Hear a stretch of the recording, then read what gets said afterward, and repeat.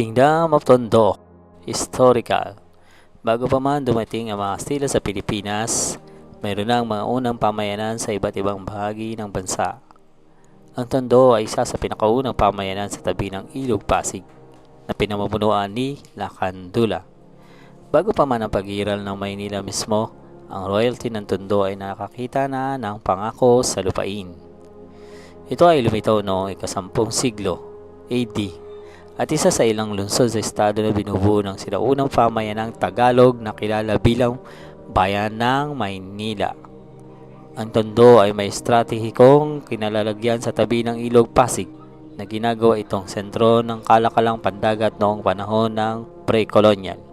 Ang rehiyon ng Tondo ay pinaninirahan ng mga tao sa loob ng mahigit 1,100 taon. Sa kasaysayan, umiral na ang Tondo noong taong 900 AD. Ayon sa Laguna Copperplate Inscription, isang legal na dokumento na pinakamaagang dokumento sa Pilipinas na nakasulat sa Kawi script na ngayon ay nasa National Museum of Anthropology.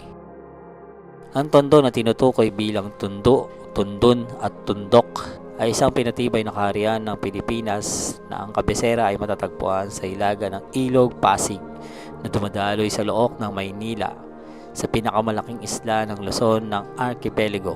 Ito ay pinamumunuan ng mga hari na may titulong Lakan at ang pinakamalaking pre-colonial na estado sa Pilipinas na namamahala sa lugar mula Ilocos hanggang Bicol.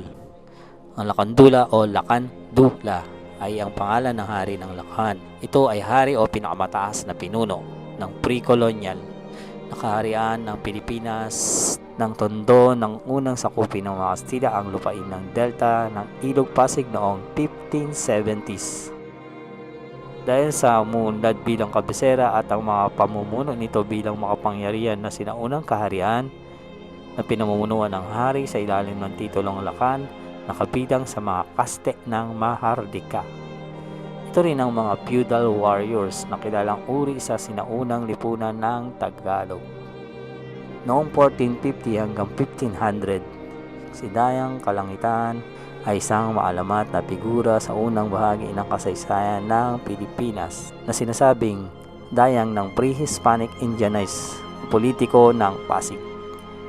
Siya ay pansamantalang namuno sa Pasig kasama ang kanyang asawa na si Raluntok at kalaunan ay nag-iisang pinuno ng kanilang mga kaharian.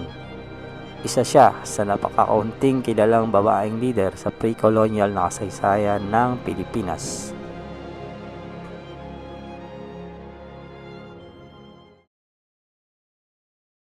Indigenous tribe, ang pinakamaagang ebidensya ng buhay ng tao sa paligid ng kasalukuyang Maynila, ang kalapit na Angono petroglyphs na napetsahan noong 3000 BC. Ang mga Negrito, ang mga katutubong unang nanirahan sa Pilipinas, ay nanirahan sa kabila ng isla ng Luzon kung saan matatagpuan ang Maynila. Bago nito ay dumating ang mga Malayo Polynesian at naasimilasyon sila. Ang Tondo ay umunlad bilang kabisera, pinakamakapangyarihan na sinaunang kaharian. Ang mga Tagalog ay katutubong natural sa Pilipinas, partikular sa Metro Manila at sa mga rehiyon ng Calabarzon, sa lalawigan ng Marinduque, sa timog ng Luzon at binubuo ng karamihan sa mga lalawigan ng Bulacan, Bataan, Nueva Ecija, Aurora at Zambales, sa gitnang Luzon at isla ng Mindoro. Ang Tagalog ay ang terminong taga-ilog na nangangahulugan ng mga tao mula sa tabi ng ilog. Gayunpaman, ang paliwanag na ito ay isang maling pagsasalin ng tamang terminong taga-ilog na nangangahulugang mga tao mula sa tawiran sa ilog.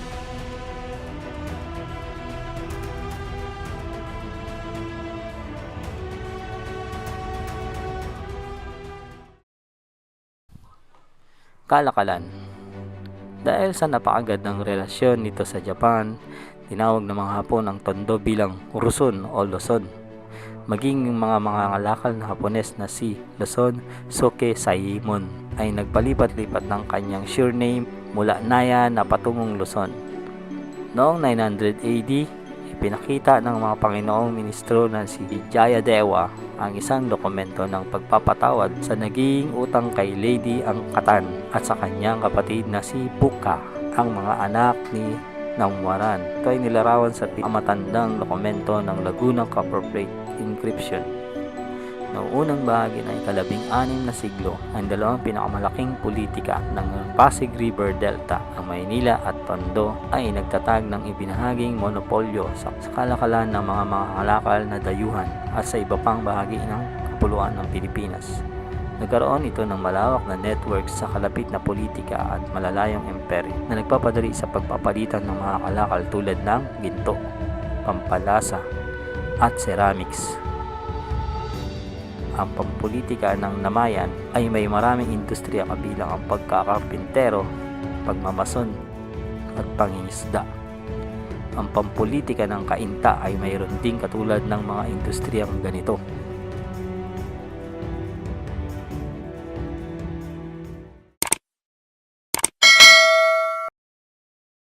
Mga makasaysayang lugar. Ang Tondo ay isang sinaunang pamahalaan na matatagpuan sa ngayon ay makabagong Maynila ng Pilipinas. Isa ito sa pinakamaaga at pinakamakapangyarihang pamayanan sa rehiyon na may mayaman at makasaysayang kasaysayan na umaabot ng ilang siglo. Ang Tondo ay naging sentro ng mga revolusyonaryong Pilipino at tahanan ni Andres Bonifacio na namuno sa Rebolusyong Pilipino mula noong 1896 at 1897, kung saan siya ay pinatay sa utos ng kanyang naging katunggali sa halalan na si Emilio Aguinaldo. Ang kolonisasyon ng mga Amerikano ay sumunod sa revolution, ngunit ang Tondo ay halos nasira sa panahon ng ikalawang digmaan. Ang labanan sa Bangkusay noong June 3, 1571, isang pakikipag-ugnayan sa hukbong dagat na minarkahan ang huling paglaban ng mga lokal sa pananakop at kolonisasyon ng imperyo ng Espanya sa delta ng Ilog Pasig na naging lugar ng mga katutubong politika ng rahanit ng Maynila at Tondo. Si Tariq Sulaiman, ang pinuno ng Macabebes, ay tumanggi na makipag-alyansa sa mga Espanyol at nagpasya siyang umatake sa Bangkusay Channel sa mga Persa ng Espanyol sa pamumuno ni Miguel Lopez de Legazpi. Ang mga Persa ni Sulaiman ay natalo at si Sulaiman mismo ay napatay. Tagumpay ng mga Kastila sa Bangkusay at ang pakikipag-alyansa ni Legazpi kay Lakandula ng Tondo ay nagbigay daan sa Kastila na maitatag ang kanilang sarili sa buong lungsod at mga karatig na bayan nito. Kilala ang Tondo bilang lugar ng kapanganakan ng maraming mararangal na bayani. Mula sa magigiting na pinuno ng Tondo na pinugutan ng ulo ng mga isundalong Espanyol hanggang sa mga tulad nila Andres Bonifacio, Emilio Jacinto at Macario Sakay, pawang namuno sa pakikipaglaban ng mga Pilipino laban sa mga kolonyalistang Espanyol at Amerikano.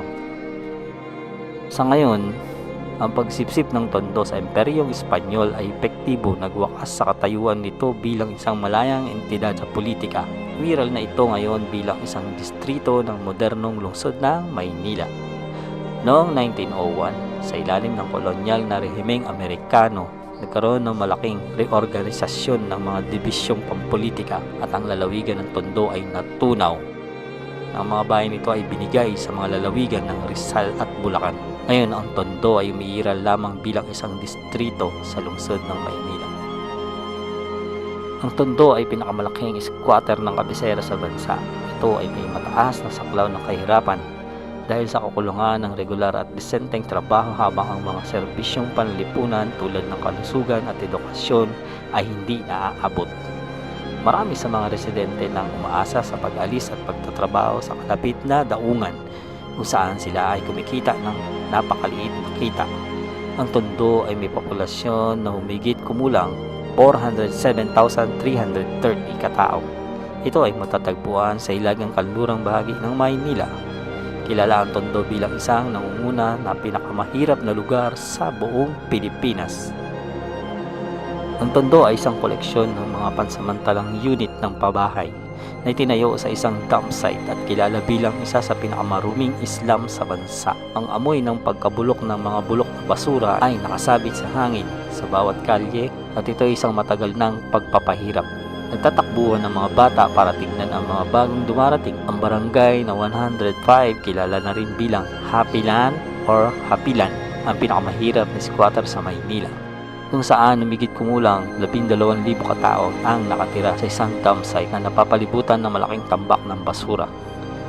Marami sa mga residente ang umaasa sa pag-scavenging pagtatrabaho sa kalapit na daungan kung saan sila kumikita ng napakaliit na kita.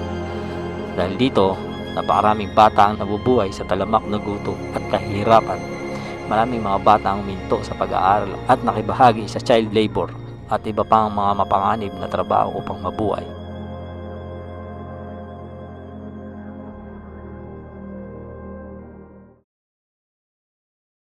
Turismo.